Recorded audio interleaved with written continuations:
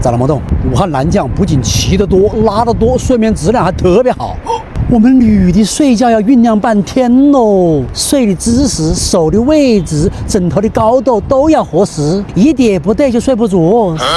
南疆那个后脑壳是不是有个开关呐？一躺下来就关了。前一秒还在跟他说话，后一秒就喊是喊屁是屁的了。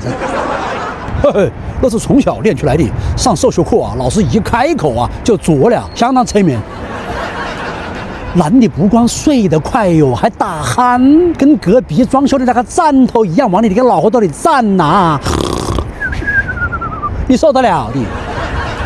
不抢了他的前头睡，你一晚上不得安宁，你不得安宁。他只要一开始打鼾呐，你只有用脚把他蹬醒，醒了趁他汗毛记手打，你赶紧睡。要是冒抢赢，你只能够记手蹬他，你一脚蹬，两脚蹬，蹬死个狗的，蹬醒为止。